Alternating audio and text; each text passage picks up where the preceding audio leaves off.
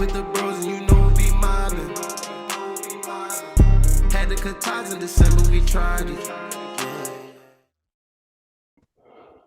Welcome back to another edition of A Day in Sports Life with my co-host Chris. We got here today, we got an entrepreneur, a realtor, a former college football player. How you doing, man? How you doing, Dave? It's been a while, man, that we did a podcast together. So I'm glad to be back on an episode, It's been a while. Facts. Facts. Our first actual podcast episode that we launched, we actually launched this series together. It was back, Yeah. it was my senior year of college. Launched this idea. We was talking about it. We built it out, and then in my class, I created this episode, the first episode, and you were the co-host on it. Yes, I remember vividly. We talked about high school football, our state championships, Yeah. talked about all kinds of things. I remember. And then we was preparing for the NFL draft. Yep. That was what the first episode was about. I don't know whose draft class was that again? Was that the two? It wasn't the two, was it? Was it the Kayvon Thibodeau, Kadarius Toney draft class? It was Kadarius Toney's draft class. He was with Micah Parsons. He was with Micah Parsons. Yeah. So it was Micah Parsons, Devontae Smith. Yep. That was the Justin Jefferson draft, right? Nah, Justin Jefferson. That was the year before. Yeah. That was a good one. That was a good draft class, though. I wasn't too proud of who the Giants selected. No, Kadarius Toney I didn't like that. Kadarius Toney was a rough pick for y'all, and he's a rough trade for the Chiefs as well. Yeah, we'll see how he turns out in this next Super Bowl if he's going to play a pivotal part, but we'll see. I think there's some reports saying that he might show up and play and get some playing time on Sunday, but we'll see what happens. Yeah, I don't know. He's dropped central, but anyways. Now we'll see. Just to introduce you guys today, our main topics, we're going to talk about the NFL flag football worldwide league that's taking place around the world and also inside the USA. And it's also going to be making its way to the Olympics, the next Olympics that's taking place in the USA. Is that correct? Is it going to be in LA? Yeah, I think it's 2028. I don't know where it's located. I can tell you right now. I think they were saying it's going to be I want to say it's going to be at the Coliseum. Yeah, it is. It's going to be in Los Angeles. It's going to be a multi-location event, but I think flag football, the finale will be held in the Coliseum. So, no, that's pretty good, man. Now, to try to introduce us to what's happened, what started with this flag football idea, and from the beginning to now where we're at right now, are you able to kind of inform our audience onto what's taking place? So we have the NFL, we have the National Football League, but what has now happened around the world is that we are kind of bringing everybody in together to playing this sport and kind of learning about this sport on a smaller scale and just bringing everybody in from the youth level to the intermediate, collegiate, all on this sport of flag football. So how did this start? This flag football league. I mean, essentially flag football, right? It's always been a popular sport for the last 20 to 30 years. It's been a popular sport amongst the youth because it's a way for young athletes to get into football without the physical, risk that tackle football exposes you to. So flag football has become really prominent, and the NFL got involved with that in the 1990s. I think they got involved in the 90s. And today they have over 600,000 participants in the NFL flag football youth leagues. And every single NFL team supports a flag football youth league in their region, in their area. And so as this became more prominent, the NFL wanted to expand this to Canada because Canada is also a very popular nation when it comes to American football. They have the Canadian Football League. They have some colleges over there that are feeder schools to the Canadian Football League. So it's still a very popular sport over there. So in 2022, the NFL flag football announced that they're going to be shifting over to Canada as well and start to grow the youth academy, the flag football league over there as well.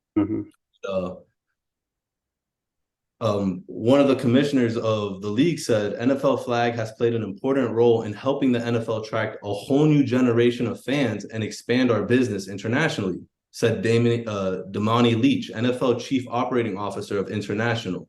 The introduction of flag football at the 2022 World Games and launch of NFL Flag Canada demonstrate the growing global interest in the game of football and ongoing efforts across the global football community to include flag football in the 2028 Olympic Games. And as we know, so this was a 2022 article, as we know, the 2028 flag football has been confirmed. So they were pushing for this in Canada, flag football, to take it serious. And it's obviously been pivotal because, as we see, they're taking it serious on a national and an international level. And we're getting acceptance for a sport on the Olympic level that we never thought would get that acceptance because it's too physical. But there's a different aspect of that game, a different way that we play that game that we've been able to adopt to an international interest. And it's been amazing.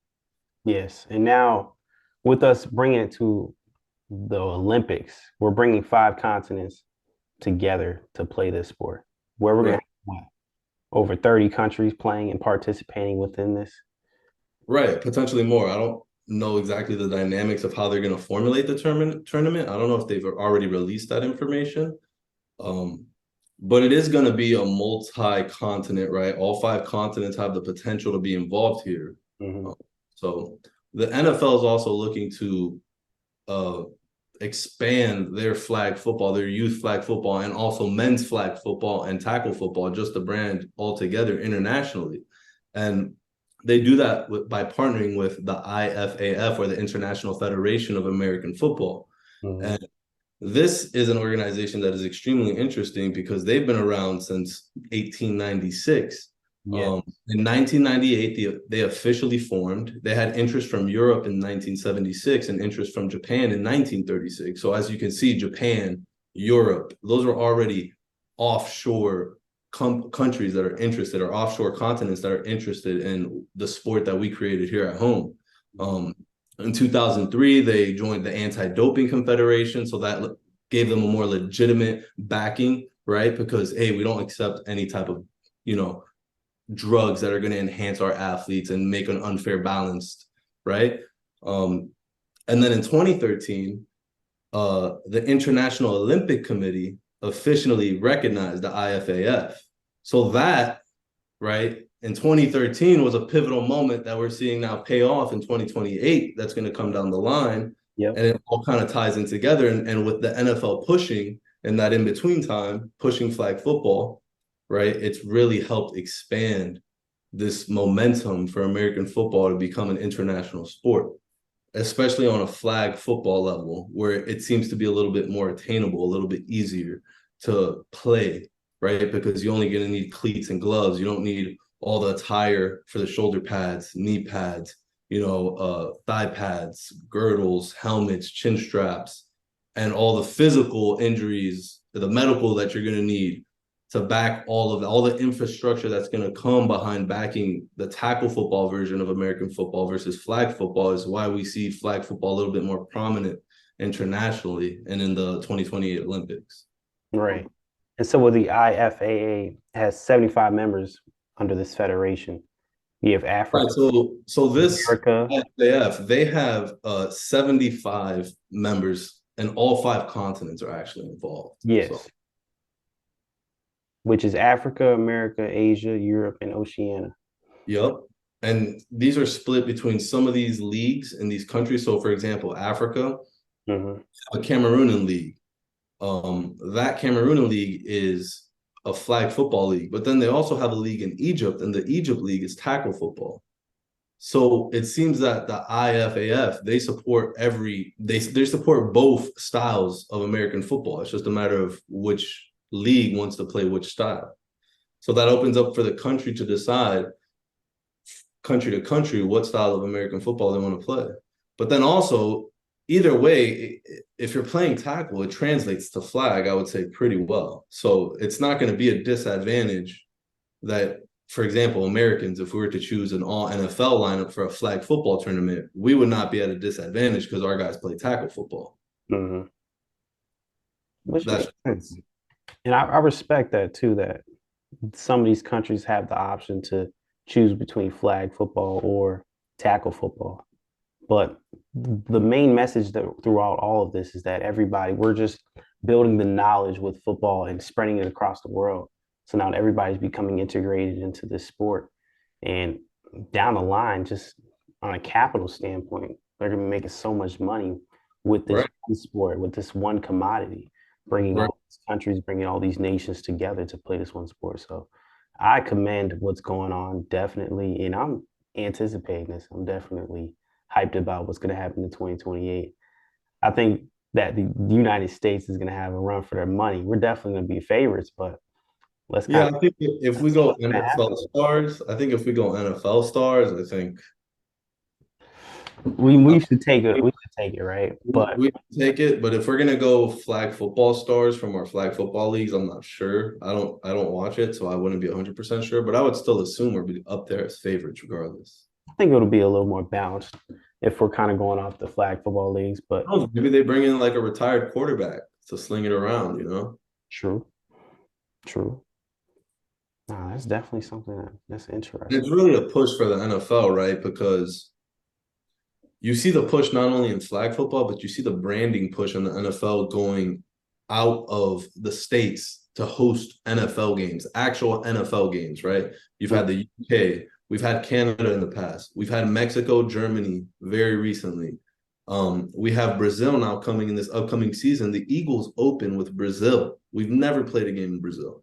Then in 2025, we're going to be hosting a game in Spain, in Real Madrid, at the Santiago Bernabeu, which is Real Madrid's home stadium, which is being renovated. So it's going to be a really nice stadium. They're putting like a lot of money to renovate the stadium over there in Spain.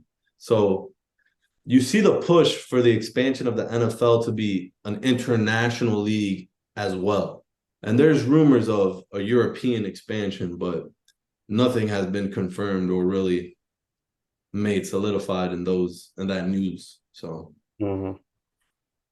No, I definitely it all started off. It was in the United Kingdom was when we started playing. It was in England. right, We right. hosted one of our first international games, which was in the Wimbledon Stadium. Yep, the Wimbledon Stadium. Yes. Yes, And sir. was the first matchup, was that the New York Giants versus the Miami Dolphins? I don't know if that might have been one of the first matchups to take place. I don't 100% remember. I know the Jaguars have been the king of UK football. That's correct. So look, 2007, October 28th, the Miami Dolphins hosted the New York Giants in their first international series game at Wembley Stadium in London, England. Now, this is when the Giants defeated the Dolphins 13-10. Eli Manning had himself a little rushing touchdown scamper in the game. It was a rainy game too, a little muddy one, but that was the first game to kick off our international series, and now we've come a long way to where we are now, where we're now breaking these new barriers and getting into these new countries. Like you said, we're going to be playing in Brazil this upcoming year with Philadelphia going there, but we don't know our international matchups yet. We do know that Jacksonville Jaguars will be hosting a couple games there too. So I mean, we'll see what's going to take place. Definitely. Now, over this past Thursday, which was 2 days ago now, the NFL hosted their honors awards, giving away their MVP trophy, Offensive Player of the Year, Defensive Player of the Year, comeback, rookies as well. Rookies were getting their awards. And Yep. it was a pretty good race. We had some really good finalists to round off these awards.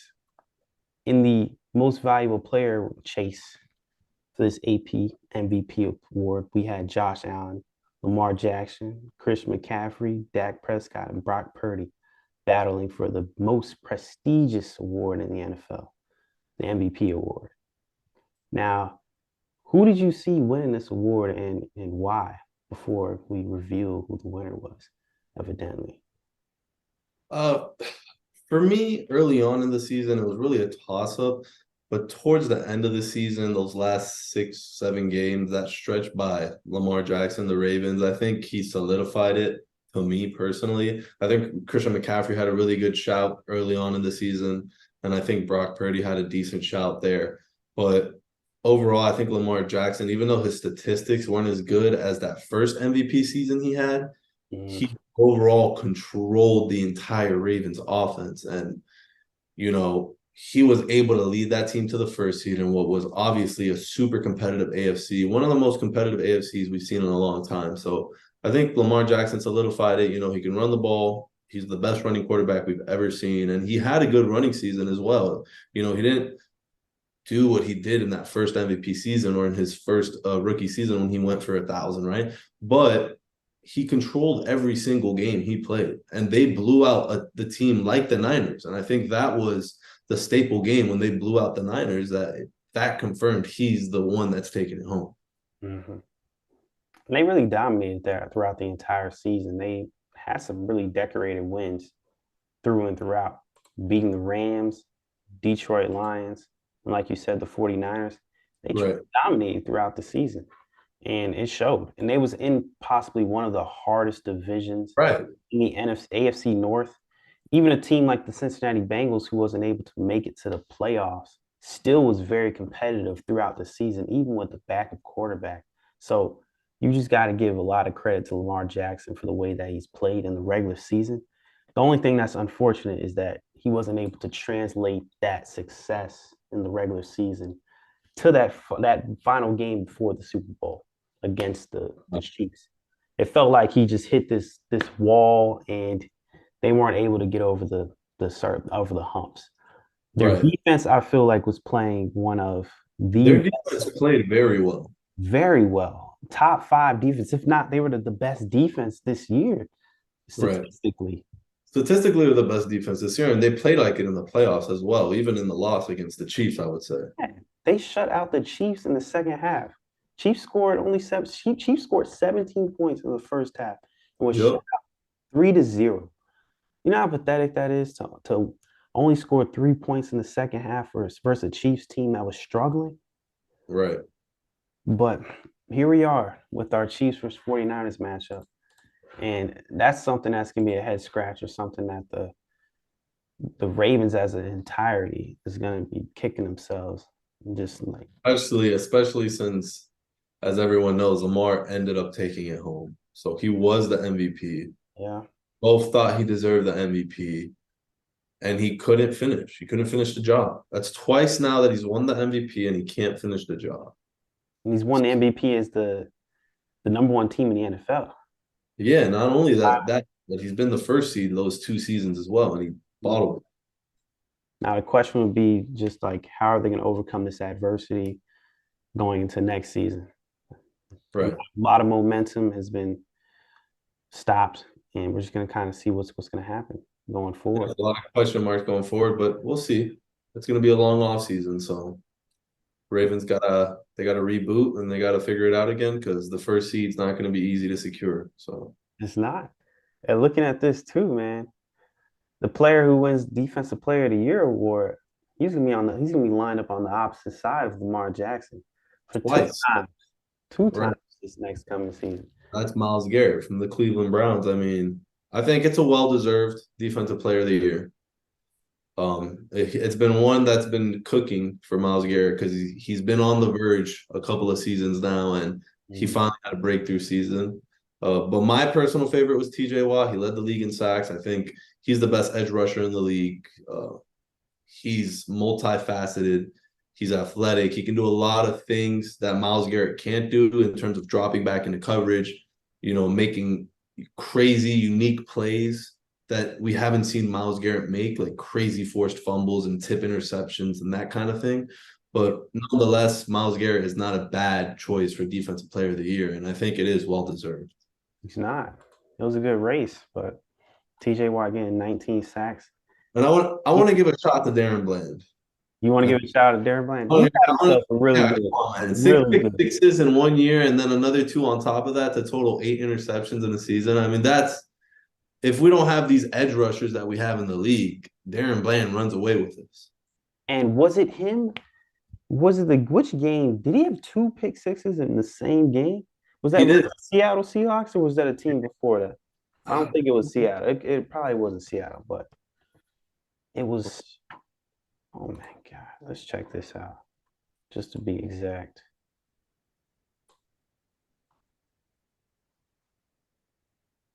Patriots. He clips you. Yeah, it was versus the Patriots. That it Versus happened. my favorite team, huh? Yeah. That's crazy. Damn. But yeah, I think we'll see what the Browns have to offer next year, but Myles Garrett's gonna keep cooking. That's all I know. We'll see. We definitely will see. And now that on the opposite side of the ball, we have the offensive player of the year. I think Christian McCaffrey, well-deserved award for him.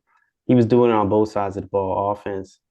Look, both sides of the positions, at receiving and rushing the ball, just attacking the defense. Defense can't really answer with him. And going into this Sunday matchup versus the Chiefs, he's definitely going to be a deciding factor for the 49ers.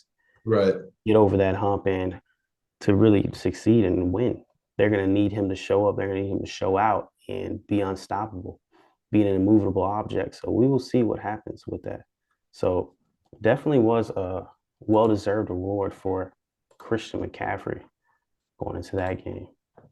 No, and I agree with that. I mean, you're talking about a guy who had 2,000 plus scrimmage yards and 20 plus offensive touchdowns. There was nobody else even close. He was the heart and soul of that 49ers offense the entire season. It ran through him. As good as Brock Purdy, this room stole my autographed basketball. As good as Brock Purdy has played, he's been by far buying away the heart and soul of that offense. So I think at the end of the day, that's the runaway offensive player of the year. And he's going to be the reason they win the Super Bowl if they do. I don't know. We'll get to the predictions, That. but we'll see. Now, let's talk about this offensive rookie of the year and defensive rookie of the year. Coming from the same team, we got Right. that's We crazy. got CJ Kentucky. Stroud and Will Anderson. Now, did you see that coming? Because personally, me on the defensive side, I had my money on Devin Witherspoon winning it. I didn't think that Will Anderson was gonna win it. He had 7 sacks this year in this game, around I want to say 43 combined tackles. It was a decent stat line. I feel like he was definitely very impactful on the defensive side for the Texans this year, and was an unsung hero and leader on their defense. But personally, for me, I thought that Devin Witherspoon was somebody who really made a lot of impactful plays for the Seattle Seahawks. But nonetheless, I think there's just a lot of good things that's going to be coming forth with the Texans going forward. So I'm definitely excited to see what's going to happen with this young team. We're talking about a rookie head coach, rookie quarterback, and a rookie defensive end who's now won the Rookie of the Year award to start off. So a lot of motivation definitely going forward for this team. Now, For sure. You on know, the offensive side, Will Anderson was my favorite, just saying. And why? CJ Stroud was also my favorite over Puka for Rookie of the Year offensively. Okay, why is that though? I think just like you just stated, the overall impact. Like they took a team that was the third overall pick in the draft and took them to the playoffs, and then they beat the Browns, who even though they didn't have Deshaun Watson, that was a team with more playoff experience.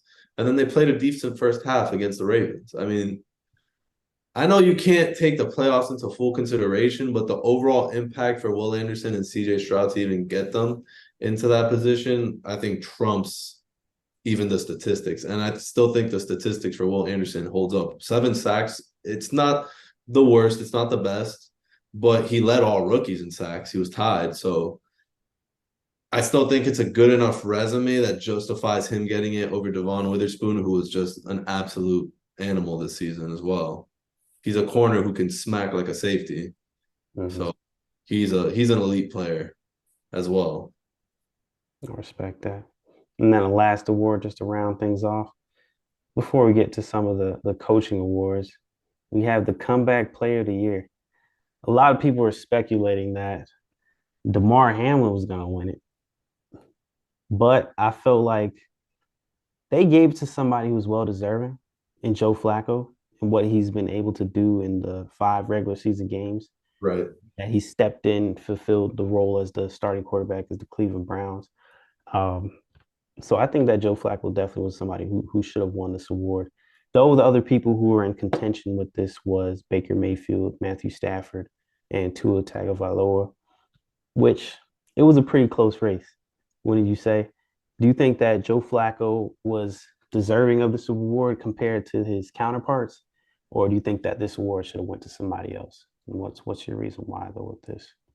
My suspicion was that Damar Hamlin was going to run away with it just because of the story, and it was a great story, you know. But my personal opinion was that either Matthew Stafford or Tua would win it because they were coming off some major injuries and they were able to bounce back in a big way, have really good seasons, get their teams into the playoff.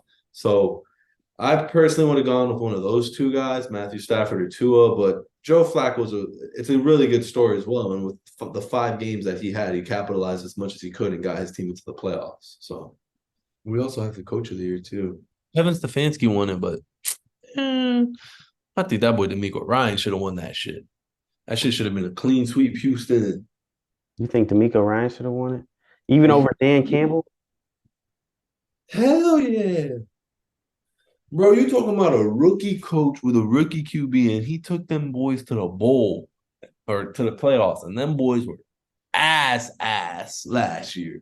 Even over a player, even over a coach like Kyle Shanahan? Think D'Amico Ryan should have won it? Yeah, hell yeah. Bro, I'm all in on this. I'm all in on the Houston trade. You know why? I just want to ask that question. I think he definitely should have won it too. I mean, Yeah, other resumes too. We're looking at a team like Dan Campbell, what he's done with the Detroit Lions, building them up for the past 3 years. But we're not talking about building a team up for the past 3 years. We're talking about one season, yeah. You have to evaluate just one one season. season.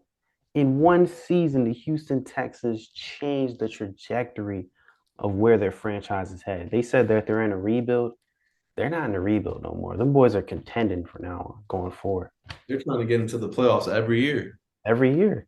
And possibly with opportunity, man. This year, if the things would have fell in the right, if the chips would have fell in the right place for them, they possibly could have been in the AFC Championship. Maybe if a couple plays went their way, if they Exactly. had some momentum going in their way, going into the second half, not missing any field goals. But as you see, it proved that this is still a young team that still need to work on some things and get some more players. Yeah, they need a couple more pieces. They need a little more depth. Definitely. So I mean, I definitely agree with you that it was well deserved for not D'Amico, but Kevin Stefanski. I feel like he deserved it just because of what he's done with the team with multiple quarterbacks starting throughout the entire season, and still just to keep that team afloat with the amount of injuries that they've had. They accumulated throughout the entire season. I think that it definitely he proved that this Browns team is very competitive, Yeah, regardless of who's at the helm. you have your star quarterback, well, half-star quarterback get injured, and you bring in a guy who's 39 years old, 40 years old, and you work wonders with him. I mean, it's impressive, but I think that Miko Ryans got snubbed. Yeah. Now on to the juice, the full course meal. Now on to the entree, Yes, sir. the Super Bowl predictions. Now, the road to the Super Bowl, it was very tricky. It was kind of confusing. It was a question mark throughout the entire season. But now, as we gotten here, we can kind of say, all right, we seen this happen. We seen this coming. We seen the Chiefs a possible road for them to get to the Super Bowl. We definitely seen it for the 49ers. 49ers was the NFC favorite throughout the entire season and definitely before it. Chiefs were as well, but as the season started to kick off, people started to point fingers at the Browns, started pointing fingers at the Ravens, Bills. But Well, the one thing about the Chiefs is that they're very resilient. No matter what's going on throughout the season, they're very resilient. And it all starts with their head coach, Andy Reid, a coach he's done it. He's walked this walk, he's talked this talk in all the phases of the game, starting off with the Philadelphia Eagles, and now he's gotten this team to their fourth Super Bowl under him as the head coach. And same with Patrick Mahomes, his fourth Super Bowl at what, age 27? Yeah, age 27. It's incredible. Now, for me, on the other side, this is a Super Bowl rematch. Chiefs versus the 49ers. It's kind of like a full circle moment. Yeah. Kyle Shanahan facing off against the team that knocked him off in the Super Bowl. First Super Bowl as a head coach. Second Super Bowl as a coordinator. This is his opportunity. He's 0-2. He's failed tremendously. He's down bad right now. First Super Bowl with the Falcons, lost to the Patriots. Now here he is in his third one coaching it. And this is an opportunity that he cannot miss because we don't know what's going to happen with this 49ers team next season. We don't know if they can still carry this momentum that they have going into next season. They can kind of reload again and get things going because it's all right here for the taking this Sunday. We have a great matchup, and it's going to be a very competitive one. But there could be a blowout of brewing. We can see. We'll see. Now, my question to you is, who do you think is going to win this game and why? What are the factors in winning this game? What's the winning formula for whichever team you choose to win this game? Well, I think there's obviously going to be multiple factors, but the three factors for me, I guess I could say the three key matchups or factors would be one, Kyle Shanahan versus Andy Reid, as you just mentioned. I mean, Kyle Shanahan, what's his game plan going to be if he gets down early? What's his game plan going to be if he's up late? Because we've seen him bottle both of those situations. Mm-hmm. We've seen him kind of not be able to handle the pressure when things are either going really well or things are going either bad. He seems to fold under both of these situations in the playoffs. It happened last Super Bowl with the Chiefs, right? They had the lead. They could have won that game. And obviously they didn't have Brock Purdy starting. They had Jimmy G. But nonetheless, how is Kyle Shanahan going to handle the high-pressure moments in the fourth quarter? How is he going to call plays? Is he going to give Brock Purdy the ability to rip it, or is he going to be more conservative? And then I have the same questions with Andy Reid. It's like, what's going to be the game plan there? Because are we going to put the ball in Mahomes' hands and say, hey, you're going to win us the game, or are we going to do what we did all season and say we're going to run the ball, we're going to be a conservative team, we're going to rely on Pacheco like we did in the playoffs, and Pacheco played great for 3 games. So are they going to now all of a sudden not give Pacheco the same amount of reps to say, hey, Mahomes, win the game? And is that going to cost them because it's going to divert from what's been working the last 3 games? So I'm interested to see that dynamic. And then obviously Mahomes versus Purdy, right? Even though they're not playing directly against each other on the field, who's going to do a better job of controlling the game? And how aggressive is Brock Purdy going to be in order to get a lead early? How aggressive is Mahomes going to be? Who's going to be more efficient? Who's going to handle the situation better? And I think that's one where the advantage goes to Mahomes because of the experience. I mean, this is 4th Super Bowl. Brock Purdy's in his 2nd season, and he's never played in a Super Bowl. So I think advantage Mahomes. And then I think the last key factor is going to be Christian McCaffrey and that D-line of the Chiefs. Are they going to be able to shut down the run, and are they going to be able to get pressure on Purdy and negate the quick passing game? Are they going to be able to negate the run game and force Purdy to stand in the pocket and make difficult throws? Respect that. So who's your winner? So I think it's tough. I really think it's a coin toss. Both teams are really good. I think roster-wise, the 49ers seem a little bit stronger. Resume, regular season-wise, the 49ers seem a little bit stronger. But I can't bet against what I think is the best quarterback that's ever played football. I can't bet against Patrick Mahomes. I never bet against Brady, and I'll never bet against Mahomes. I think Mahomes is going to win it. I think if I had to give it a score, maybe somewhere along the lines of 28-31 or 28-35, I think it's potentially going to be a high-scoring game, and I think Mahomes is going to lead a game-winning drive to secure the win, and I think he's going to win the Super Bowl MVP. It's going to be the story, the headline of the Super Bowl. But I got Chiefs winning 35-28. 35-28. My final score, I got the Chiefs winning this game 30-23. 7-point victory. I would hope this game can go to overtime, but we'll see. I definitely believe that the Chiefs are going to win this game 30-23.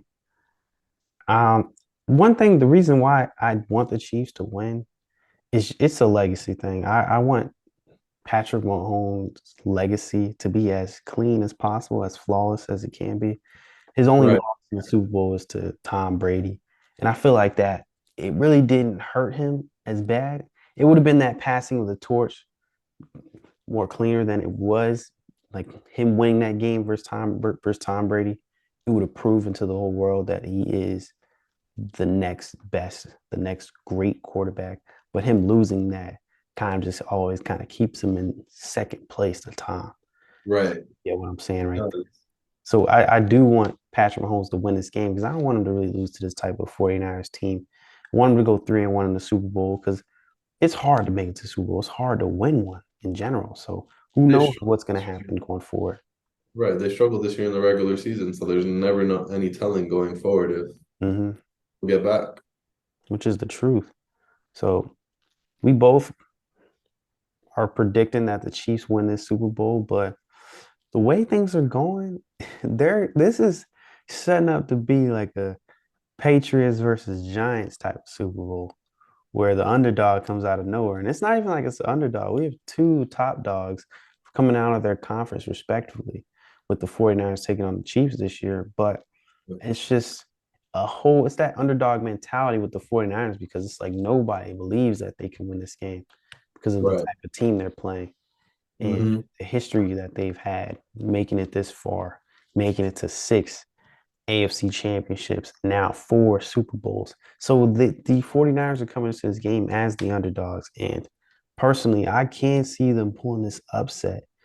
And it's giving me some New York Giants vibes, taking down the 17-0, the 18-0, excuse me, New England Patriots. So we'll see what happens Sunday, definitely. Anything can happen, right? It's Super hmm Bowl Sunday, so That's the truth. Tell me one dish that you're gonna be eating with this food on Sunday. chicken wings for sure. Mm. Flats. Flats? You a flats over drumsticks? Yes, sir. I respect that. I'm definitely a flats over drumsticks too. You already know. Definitely. I'll be having some chicken wings as well with you, man. Now, going forward, outside of this episode, my co-host Chris will definitely be making some more appearances. Jonathan's taking another break. We be getting back on the show too, but we got some topics that we gotta debunk going forward in some other sports. Now, one of them is F1. Now, you understand that sport through and through, and you developed that interest with it, I would say, what, 3 years ago? Yeah, like 2 years ago. 2022 was when you started to really take it seriously and start watching F1 as a sport, Yeah. as one of your number one sports. So I definitely want to hear some of your feedback and your reactions to what's been happening, what's been transpiring with the past seasons, especially what's going on with Max Verstappen and the type of career that he's building out for himself. So we'll definitely be talking about Formula One racing going forward. We're going to be talking about the NBA season, what's happening. The All-Star break is coming up, but after the All-Star break, there is multiple teams in the Western Conference race that is battling at the top 4 seeds and trying to get in as the number one seed. So we're definitely going to talk about what's kind of going on in the NBA as well as preparing everybody for the NFL off season. We got free agencies, we got the draft coming up, regular Right. season schedule for the next year is coming up. So just Some kind of crazy preparing free agency. everybody for what's going up, what's to come, because the sports world is gonna be getting crazier. So just fasten your seatbelts, buckle in, and the Dana Sports Life is gonna take you on that ride. Now, this is a Dana Sports Life episode 4. I hope you guys enjoyed it. Everybody take care, be safe this weekend, drive respectfully, drink responsibly, you know. So, That's good. hey Chris, You enjoy yourself. You have a nice weekend, all right? Thanks for having me, brother. I'm happy to be back. All right, man. You take care. Yes, sir. You too.